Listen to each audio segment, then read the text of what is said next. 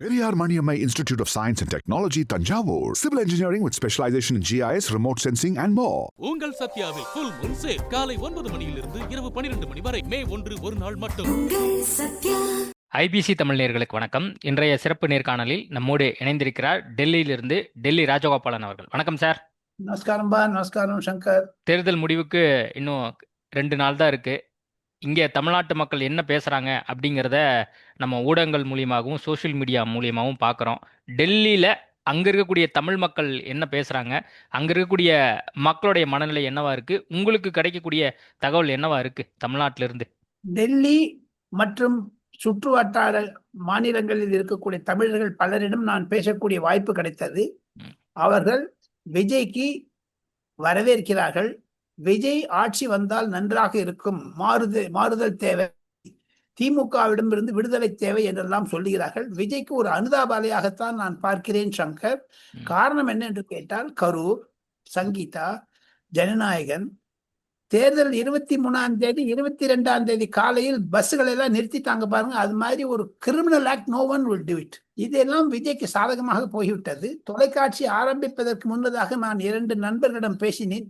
தங்களுடைய தொடர்பில் வருவதற்கு முன்னதாக அவர்கள் ஜனக்புரி, விகாஸ்புரி என்ற இடத்தில் இருக்கிறார்கள். சென்னைக்கு சென்று ஓட்டு செய்துட்டு வந்திருக்காங்க.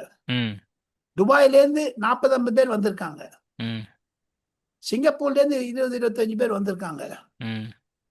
கல்கட்டா, போபால், லக்னோ என்ற இடத்துல வராங்க. இந்த மாதிரி போன 2021, 2016 பார்த்து கிடையாது சங்கர்.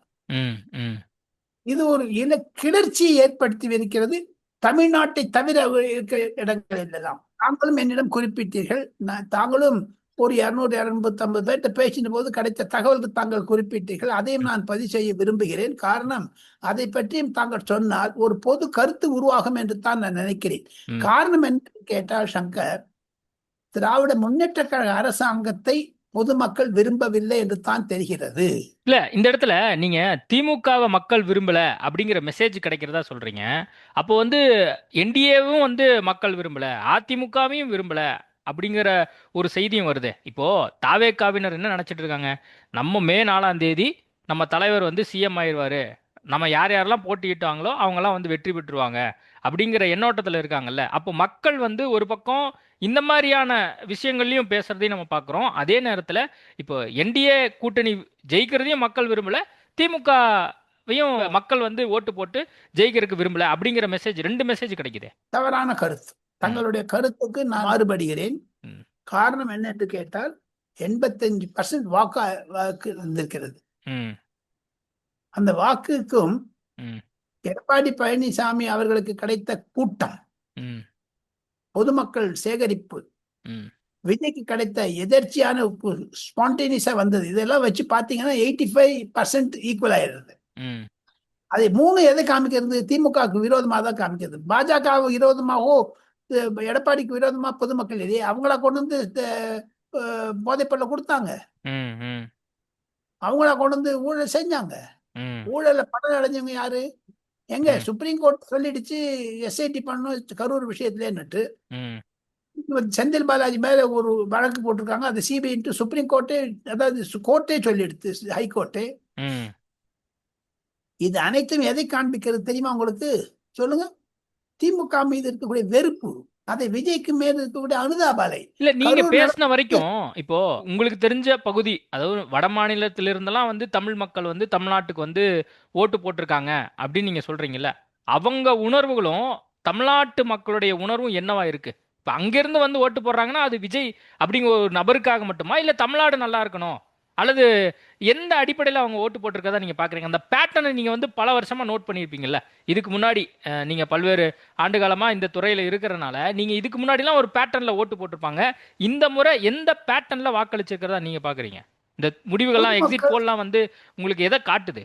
வட இந்தியாவில் இருக்கக்கூடிய தமிழர்கள், குறிப்பாக டெல்லி மற்றும் அண்டை குஜராத்ல இருந்து கூட 3 பேர் மணிநகர்ல இருந்து போட்டிருக்காங்க. எங்கிட்ட சொன்னாங்க. அவங்க போனவெல்லாம் தர முடியும் உங்களுக்கு.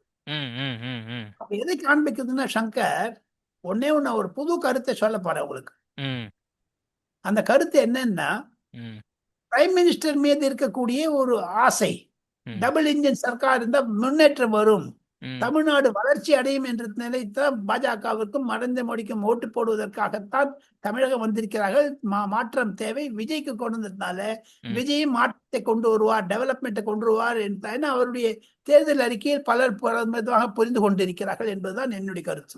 அதாவது கிளம்பி வரும்போது பிஜேபிக்கு போடலாம்னு நினைச்சவங்க கூட டிவி கேக் போட்டிருக்காங்க. இல்ல, டிவி கேக் போடணும் தான் வந்திருக்காங்க. வளர்ச்சி வேணும். திமுக வளர்ச்சி இல்லை, திமுக வளர்ச்சிக்கு எதிரி என்று சொல்லுகிறார்கள். காரணம் அவங்க குடும்பம் தானே முக்கியம். இல்ல சார், அவங்க என்ன சொல்றாங்க, திமுக என்ன சொல்லுது, நாங்க வந்து பெண்கள் கான அந்த மகளிர் உரிமை தொகையை கொடுக்குறோம், நாங்க வந்து பஸ்ல பேருந்து இலவச பேருந்து நாங்க கொடுக்குறோம், அதே மாதிரி லேப்டாப் வந்து நாங்க கொடுக்குறோம், அது மாதிரி வந்து ஒவ்வொரு திட்டங்கள் ரீதியா நாங்க மக்கள்கிட்ட போயிருக்கோம், கண்டிப்பாக நாங்க 200 தொகுதிகளை ஜெயிப்போம் அப்படிங்கிற மாதிரியான கருத்துக்களை அவங்க வச்சாங்க.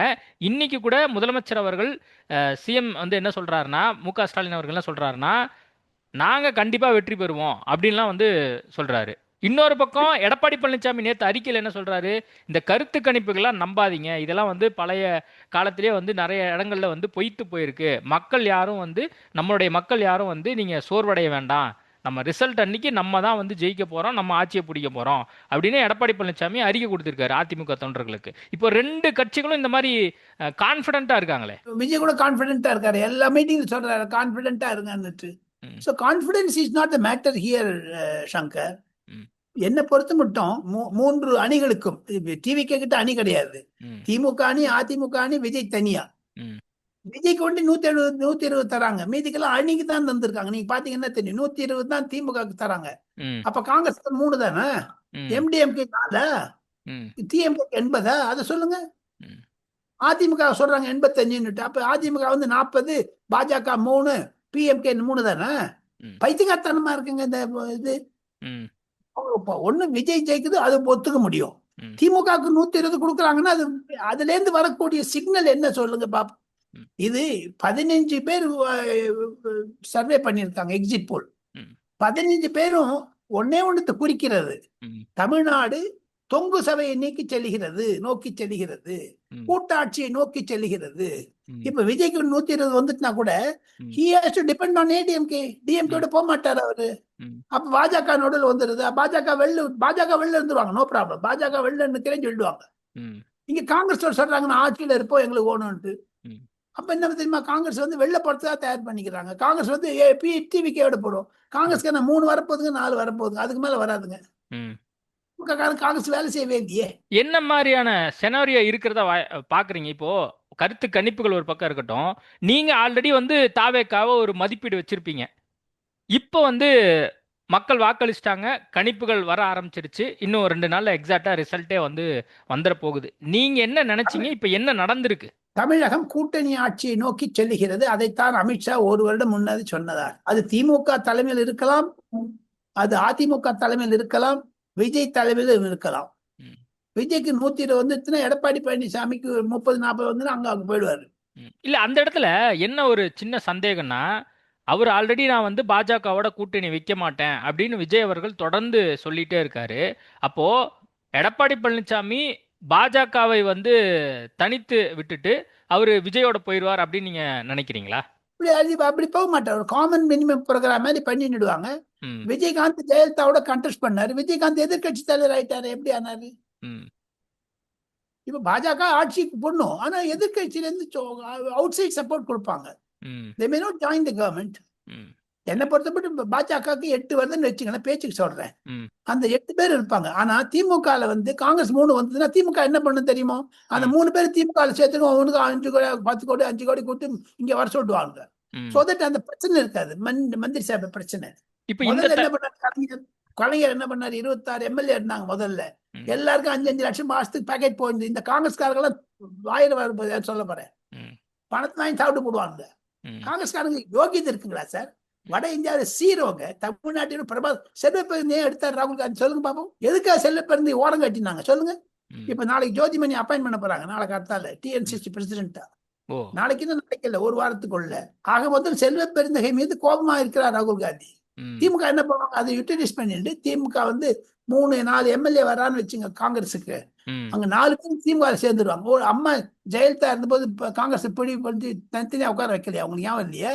சரி சார், இப்போ தொங்கு சட்டசபை அமையும் அப்படின்னு நீங்க சொல்றீங்க. அப்ப திமுகவுக்கு வாய்ப்பே இல்லையா? ஏன்னா கணிப்புகள் ஒரு பக்கம் வந்து அவங்களுக்கு ஃபேவரா வருதுல்ல. அதை நீங்க எப்படி பாக்குறீங்க? அப்ப திமுகவுக்கு எத்தனை தொகுதிகள் வருவதற்கான வாய்ப்புகள் இருக்கு? கூட்டணியாவோ தனிச்சோ எவ்வளவு வர்றதுக்கு வாய்ப்பு இருக்கு? இது வரைக்கும் திமுகவினுடைய ஒரு அட்டவணை நான் உங்களுக்கு அனுப்புறேன். ம், 2016 தவிர ம், 2021 சரி 16 இல்ல, ம். திமுக வந்து 85-90க்கு மேல போனது கிடையாது சங்கர். இல்ல, கடந்த முறை 133 தொகுதிகளில் வெற்றி பெற்றிருந்தாங்கல்ல 2021 அதுக்கு திமுக. அதுக்கு என்ன காரணம் சொல்றேன், அதுக்கு ம், நான் காரணம் சொல்றேன். நல்ல பாயிண்ட் வந்தீங்க நீங்க. ம், 85 திமுக, ம், மீதி வந்தது 40 ம், செந்தில் பாலாஜினால, கண்ணப்பன்னால, பெரியசாமினால, அதிமுக இருந்து வந்தவர்கள் அந்த 5 சீட்டை கொண்டு வந்திருக்காங்க. ம், ஆக மொத்தம் டிஎம்கே கோர் வந்து இப்ப வண்டவாளம் தண்டவாளத்துல ஓடுதுங்களே, ம், அதுக்கு மேல இல்லைங்களா திமுக? ம். நீங்க பக்கம் தானே போறீங்க. அவங்க சரி. கொடுத்த மீதி 40 வந்து வெள்ளம் தானே வருது. ஆக மொத்தம் திமுக மைனாரிட்டி தானே. பிரமாதம் மாறி தச்சினாங்க. மத்தியில் கூட்டாட்சி, மாநிலத்தை சுயாட்சின்னு. இப்ப இந்த மாநிலத்தை சுயாட்சின்னு பாம்பு படம் எடுக்குதா? திமுக செய்தது துரோகம். தமிழர்களுக்கு 8 கோடி மக்களுக்கு செய்த துரோகம் அது. இந்த 28 எம்பி வச்சிருந்து 39 எம்பி வச்சுட்டு என்ன சார் பண்ணாங்க தமிழ்நாட்டுக்கு? இன்னொன்னு சொல்றேன், இந்த இந்த தேர்தலினால் திமுகவே மீண்டும் ஆட்சிக்கு வந்தாலும் சரி வராவிட்டாலும் சரி, விஜய்க்கு மேல அமோக வெற்றி கிடைத்ததுனால ம், தமிழ்நாட்டிலிருந்து 39 எம்பிக்கள் தேர்ந்தெடுத்தார்களே, அவர்களாம் ராஜினாமா பண்ணுவாங்களா? ம், எப்படி எந்த மூஞ்சில வச்சு நம்ம போவாங்க அப்போ ம். மோடியோட சண்டை போடுறதுக்கு? இப்போ மோடிக்கோ அமித்ஷாக்கோ பாஜக தலைமைக்கோ இப்ப என்ன கள நிலவரம், தமிழ்நாட்டுல என்ன பேசப்படுது அப்படிங்கிற கள நிலவரம்லாம் கண்டிப்பா போயிருக்கும் அப்படிங்கிற ஒரு செய்தி எடப்பாடி இருக்கு. எடப்பாடி பழனிசாமி மீது நம்பிக்கை வைத்திருக்கிறார்கள். அவர் சொல்லக்கூடிய முடிவு தான் ஃபைனல். என்ன மெசேஜ் போயிருக்கிறதா நீங்க பாக்குறீங்க? எக்ஸாக்ட் இப்போ இந்தியா டுடே, ஆக்சிஸ் அவங்க வெளியிட்ட இதுல டிவிகேக்கு அதிக வாய்ப்புகள் கொடுக்கப்பட்டிருக்கு. அதுவே வந்து மற்ற கணிப்புகள்ல இப்போ சிஎன்என்னா இருக்கட்டும், டைம்ஸ் நோவா இருக்கட்டும், அவங்க வந்து அதிமுக ஆட்சி வருவதற்கு வாய்ப்பு இருக்கு அப்படின்னு சொல்லியிருக்காங்க. மற்றவங்க எல்லாருமே வந்து டிஎம்கே ஆட்சின்னு சொல்லியிருக்காங்க. இந்த தகவல்கள் தாண்டி டைரக்ட் ரிப்போர்ட் வந்து கண்டிப்பா அமித்ஷாவிடமும் மோடியிடம் போயிருக்கும். அந்த ரிப்போர்ட் என்ன ரிப்போர்ட்? 140 சீட்டு எடப்பாடி கொள்ளணும். எடப்பாடி சொன்னது வச்சிருக்காங்க. ஏற்கனவே அமித்ஷா முதல்ல இருந்தே சொல்லிட்டு வர்றாரு, ம், திமுக சர்க்காருக்கு உக்காடுக்கே பேங்குதுங்கன்னு சொன்னார். புடுங்கு வேருடன் புடுங்கி எறிவேன்னுட்டு. ம், அதெல்லாம் மனசுல வச்சுக்கணும் நீங்க. ம். ஒன்னே ஒண்ணு, அமித்ஷாவை அண்டர் எஸ்டிமேட் பண்ணாதீங்க. அப்போ விஜய் வந்து என்ன முடிவு எடுக்க போறார்? மே 4ஆம் தேதி என்ன முடிவு எடுப்பார் நீங்க நினைக்கிறீங்க? ஒருவேளை அவருக்கான வாய்ப்பு சூழல், ஒருவேளை அதிமுக வந்து அவர் அனுசரிச்சு போகணும், விஜய்க்கு வந்து கூட்டணி அனுசரிச்சு போகணும் அப்படின்னா பண்ணுவாரா? விஜயினுடைய 3 பாகமாக பிரிக்கலாம். ம், விஜய்க்கு 120 சீட் வரும் ஆக்சிஸ் சொல்றாங்க, அதை நம்பலாம். ம், என்னை பொறுத்த மட்டும் விஜய்க்கு 30ல 35 சீட் தான் வரும், நான் நம்புறேன். ம், இதை நம்பலாம். ம். அப்படி வந்ததுன்னா திமுக அதிமுக 2 பேரும் சேர்ந்து விஜயனுடைய கட்சியை கலைவரம் பண்ணிடுவாங்க. ஓ, ஒருவேளை இவங்க 2 பேர் சேர்ந்து இந்த கட்சியை காலி பண்ணிடுவாங்கன்னு நினைக்கிறீங்க? அதாவது 35-40 சீட் வந்தா. அதனாலதான் அவர் சொன்னாரு பணியூருக்கு நேரம் வந்துருங்க. எப்படி இருந்தாலும் எங்க ஒண்ணு இல்ல, தடாலும் ஒரு நாள் காலையில ராகவ் சட்டா சொல்லிட்டாரு 7 எம்பி நாங்கெல்லாம் பிஜேபியில சேரணும்னு. ம், எம்பிக்களே விலைக்கு போகும்போது எம்எல்ஏ என்னங்க? ம். இல்ல இப்படிதான் வந்து. திமுக காங்கிரஸ் வாங்கும்போது ம், பாஜகவோ இல்ல அதிமுகவோ விஜய் கட்சி ஏன் வாங்கக்கூடாது? ஆக மொத்தம் இந்த தமிழ்நாடு அரசமையினுடைய ரிசல்ட் வந்து ஆயாராம் காயாராம் எம்எல்ஏக்கள் விலைக்கு போவதெல்லாம் இனிமேல் வெளிப்படையாக வரும். ம், தமிழகத்தின் அரசியல் வந்து மிக மிக பின்னடைவு தடைப்படும். ம், முன்னேற்றங்கள் இருக்காது. தொங்கு சபை வந்தால் எனி டைம் காங்கிரஸ் வந்து வித்ட்ரா பண்ணுவாங்க, பிஜேபி சர்க்கார் வித்ட்ரா பண்ணுவாங்க. 2 தேசிய கட்சிகள் தமிழ்நாடு மீது இன்ட்ரெஸ்ட் இல்லை. ம். மாநில கட்சிகளுடைய உரிமை போகிறது. அதோட மத்தியில கூட்டாட்சின்னு ஏமாத்தினாங்களே திமுக. 17 வருஷம் இருந்தாங்களே, இப்ப மாநிலத்திலே கூட்டாட்சி வந்து என்ன பண்ண போறாங்க? இல்ல, கிரீஷ் ஜோடங்கர் அதை வந்து அண்மையில பேசியிருந்தார். தேர்தல் அந்த வாக்குப்பதிவு முடிந்த பின்பாக கேட்கும்போது, நாங்க வந்து ஒண்ணு எதிர்க்கட்சியா இருப்போம், இல்லைன்னா வந்து அரசுல வந்து முக்கிய பங்கு வகிப்போம் அப்படிங்கிற சென்ஸ்ல அவர் வந்து பேசியிருந்தாரு. அதை எப்படி ராகுல் பாக்குறீங்க? காந்தி சொல்றாரு. ராகுல் காந்தி சொல்றது அவர் சொல்றாரு. அவரா சொல்ல முடியாது. ஒண்ணு, ம், அவர் கேட்டிருக்கணும் 25ல 28 வந்துருமா இல்ல 3 வருமானு கேட்டிருக்கணும் யாரா நிருபர். திமுக வேலை செய்யவே இல்லைங்க சார் காங்கிரஸ்க்கு இடத்துல. நான் சொல்றேன், காங்கிரஸ்காரன் திமுகவுக்கு வேலை செய்யலீங்க. ம். காங்கிரஸ்காரன் அனைவரும் தமிழ் வெற்றி கழகத்துக்கு ஓட்டு போட்டிருக்காங்க சார். இல்ல, அப்படி இருக்கும்போது அப்ப பிஜேபி எத்தனை தொகுதியில வெற்றி பெறும் நீங்க நினைக்கிறீங்க? காங்கிரஸ் கட்சிக்கே இந்த நிலைமை அப்படின்னு 8 இருக்கும்போது. தொகுதியில வெற்றி பெறும். 8ல 9 தொகுதிக்கு வெற்றி பெறும். ஏன்னா ம், ஏடிஎம்கேக்கு ஸ்வீப் இருந்ததுன்னா டிஎம்கேக்கு ஏடிஎம்கே ஸ்வீப் இருந்ததுன்னா பிஜேபிக்கு ஸ்வீப் இருக்கும். அது யூனிட்ஸா பார்க்கலாம் நீங்க. இல்ல ஏடிஎம்கே ஸ்வீப் இருக்குன்னா அவங்க ரெட்டலை அப்படிங்கிற சிம்பிள்ல நிக்கிறாங்க. ஆனா பாஜக நிக்கிறது தாமரை சின்னத்துல. அதனால எனக்கு தாமரை போன வாட்டி 4 எம்எல்ஏ வந்தாங்களா, அது எப்படி? அப்போ ரெட்டையோட தான் இருந்தாங்க. அப்ப விஜய்ங்கிற ஃபேக்டர் இல்ல. இப்ப விஜய்ங்கிற ஃபேக்டர் இருக்கு அப்படிங்கும்போது அது சரியா வரும்னு நீங்க நினைக்கிறீங்களா? சரியா வருதோ இல்லை, விசிலுக்கு விசிலாங்க, தாமரைக்கு தாமலா இருப்பாங்க, ரெட்டாளுக்கு ரெட்டாள் தான் இருப்பாங்க. ம். செங்கோட்டையன் சொல்றாரு ஒரு விசில் புரட்சி வந்து நீங்க மேல 4ஆம் தேதி பார்க்க போறீங்க அப்படிங்கிறாரு. அது அது நான் ஒத்துக்கிறேன். நான் யாரு பாருங்க, ஒண்ணே ஒண்ணு சங்கர், யாருடைய மரியாதையோ அவருடைய கௌரவத்தையோ குறைத்து மதிப்பிட வேண்டாம். ம். காரணம் என்ன என்று கேட்டால், எக்ஸிட் போல் பண்ணவங்கள கூட 400-500 பேரை வச்சு வேலை வாங்கிட்டு வேலைக்காரங்களை வச்சு எக்ஸைட் பண்ணி அதாவது இன்ஃபர்மேஷன் டெக்னாலஜி மூலமா அவங்களாம் ஒரு முடிவுக்கு வந்துருக்காங்க. அதுக்கு மரியாதை தரணும். நம்ம ம். சும்மா பொத்தாம் போக்கில் வந்து இவனை திட்டக்கூடாது. ம். ம். நான் வந்து சிஎம் சொல்ற மாதிரி நம்பலேன்னு சொல்லக்கூடாது. ம். அது பற்றி கவனிக்கலைன்னு சொல்லக்கூடாது. ஏன் தெரியுமோ, அதெல்லாம் இம்பார்ட்டன்ட் ஃபேக்டர்ஸ் நீங்க பார்க்கணும். செங்கோட்டையன் சொல்வதற்கு மரியாதை தர வேண்டும். அவர் ஒரு அரசியல்வாதி, 10 தடவை எம்எல்ஏவா இருந்திருக்காரு. அவர் சொல்றதுல கருத்து இருக்கும். எல்லாமே 4ஆம் தேதி 8 மணிக்கு தெரிஞ்சுட்டு போகுது தம்பி, வெயிட் பண்ணி பார்க்கலாமே. இந்த 100 மணி நேரம் வந்து எல்லாரும் ஹாப்பியா இருந்தாங்க, இருந்துட்டு போட்டுமே. 3 பேருமே ஹாப்பியா இருக்காங்க. மீதி 2 பேரை பத்தி இந்த ஒரு 3ஆவது சந்தேகப்படுறான் பாருங்க. புரியுதுங்களா உங்களுக்கு? திமுக அதிமுக என்ன பண்ணும் சந்தேகப்படுறாங்க. தமிழ் வெற்றி கழகம் வந்து வச்சுக்க திமுக பயப்படுறாங்க. இந்த விஜய் வந்ததுனால தான் இந்த மாற்றம் இருக்குது. அதை தான் நான் முன்னாடியே சொல்லின்னு வரேன் உங்களுக்கு. ஈவன் விஜய் 30 சேர்ந்து எடுத்தா கூட அது தொங்கு சபை. திமுகவுக்கு மெஜாரிட்டி வராது, பொதுமக்கள் அதிமுகவுக்கு மெஜாரிட்டி வராது. I tell you that, no problem. ஏங்க ஒருத்தர் சிங்கப்பூர்ல இருந்தும் ஆஸ்திரேலியால இருந்தும் வந்து ஓட்டு போடுறான் விஜய்க்கு, என்ன பைத்தியக்காரங்களா அவங்க? மாற்றத்தை நோக்கித்தான் செல்கிறார்கள். மே 4ஆம் தேதி என்ன நடக்குதுங்கிறத நம்ம பொறுத்திருந்து பார்ப்போம். நிறைய விஷயங்கள் குறித்து பேசியிருக்கீங்க. நேர்காணல் கொடுத்ததுக்கு மிக்க நன்றி. Thank you, thank you. Periyar Maniammai Institute of Science and Technology, Tanjavur. Civil engineering with specialization in GIS, remote sensing and more. உங்கள் சத்யாவில் ஃபுல் மூன் சேல் காலை 9 மணியிலிருந்து இரவு 12 மணி வரை மே 1 ஒரு நாள் மட்டும்.